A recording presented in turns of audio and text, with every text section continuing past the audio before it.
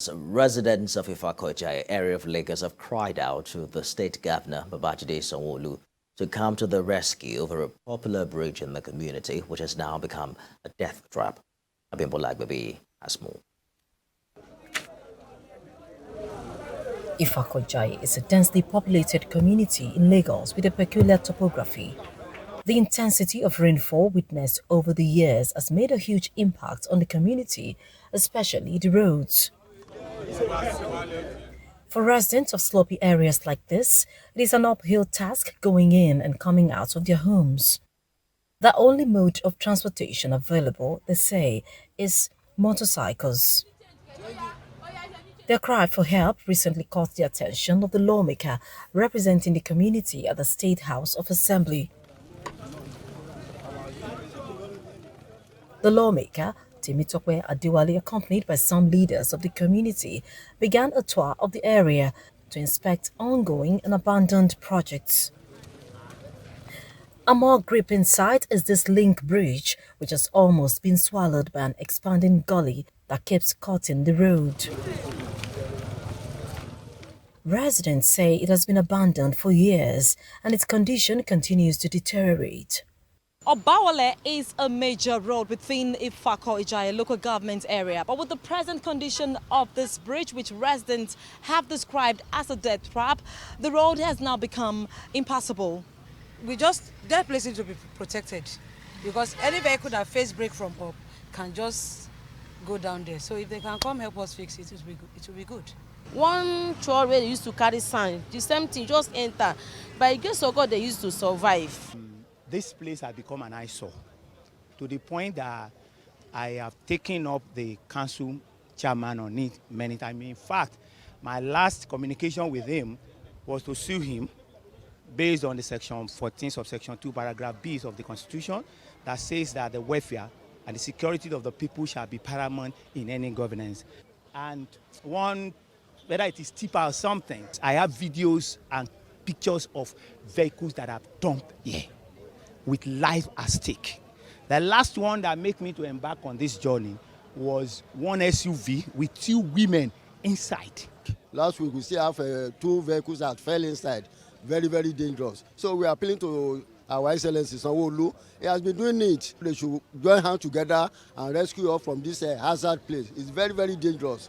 Very, very dangerous. Once again, I want to thank the Right Honourable Speaker, Dr. Mudashiru Ajayi, for his listening ears, and we've written letters to him regarding this road, and which he has forwarded to the executive. And I know the governor is also a listening governor. I know he will come to our aid, and I want to assure the people of Ifako-Ijaye, especially the people of this particular community, that immediate succor would be given to this place.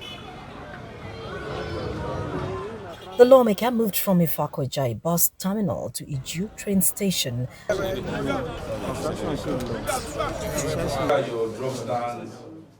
and other places to inspect projects within the constituency. He decried the condition of a primary health care center in Obawale community. Out of the 5 primary health care centers, only 2 are working, are functional. Unfortunately, or fortunately for us today that we're doing our oversight functions around the local government, we have stopped at the Obawale Primary Health Care Center, and I'm not sure I can call this a primary health care center. Residents want the state government to come to their aid. Abimbola Agbabi, TVC News, Lagos. Now, the death of a husband is a tragedy that befalls a woman as it involves a physical break in their relationship. It's seen as one of the most stressful and devastating time in the life of the bereaved. TVC News correspondent Theophilus Elama was at an event where government was advised to take seriously the plight of widows in the country. We have details in this report. According to the United Nations, there are an estimated 258 million widows around the world, and nearly 1 in 10 live in extreme poverty. Available statistics show that Nigeria has over 8 million disadvantaged widows with over 21 million children. These statistics appear to be under increase due to the prevalence of crisis, terminal ailments, crimes, religion, and politics. Irked by this development, a group took the bold step to help ameliorate the sufferings of widows. the government need to support this cause, look out for these categories of women. Fine, we are trying to support government by catering to those women, but there is still a need for government to put funds down, because some of these widows too are being abandoned by the Ministry of Women and whatever. What are they doing to widows? You have to be up and doing, hard working to see your children through. Otherwise, when the children go up, they will give you what you don't like. For many Nigerian widows, they live not only with the psychological challenges, financial constraints, and the burden of raising their children alone, but also with the cultural demands of widowhood. In most parts of the world, widows are deprived of benefiting from the inheritance of their late husband, especially with the absence of a will. Everything that has to do with the protection of the widow is within the background of the generic women, children. So we want a specific law that will protect the widow, verbatim, written, so that everyone will know that this is against, if it's done against a widow, we know and we could take it out. Society can do like what we did. We're able to gather friends and family to raise funds for us to be able to cater to the needs of these women, is to support organizations like ours to bring, bridge the gap and, create these equal opportunities. Many here agree that government isn't doing enough to aid the plight of widows nationwide. They are optimistic that initiatives such as this will further help reduce the stress they face. Theophilus Ilama, TVC News, Lagos. And now to a bit of entertainment. Following a successful media screening, Money Misroad, an action comedy movie, has started showing in cinemas. The action comedy, produced by Joy Ifako-Ijaye, was directed by award-winning film director Obi Emeloe, whose creative imprints are in Nollywood blockbusters like Last Flight to Abuja, Mirror Boy, Oxford Garden, and Badamasi.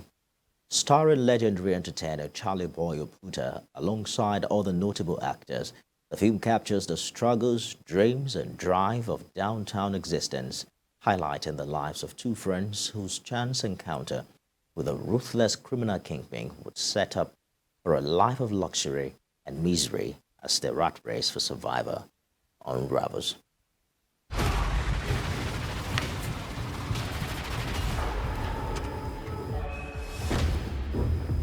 What's in the inside the bag? When I stepping out the place, they like, who be this guy? Fresh guy. My remit when I was brought into the project was to make a film with that small budget that was going to be engaging, that was going to be quality, that was going to make the cinema great, that was going to also attract the interest of major platforms that are coming into our space. There's a lot of lessons from this film. First things first, contentment. That's exactly what we need to preach, especially in this obedience era. We have to be very content, heavily content. We have to not overspend, we have to not overreach, we have to be able to understand that my chicken is my own cow.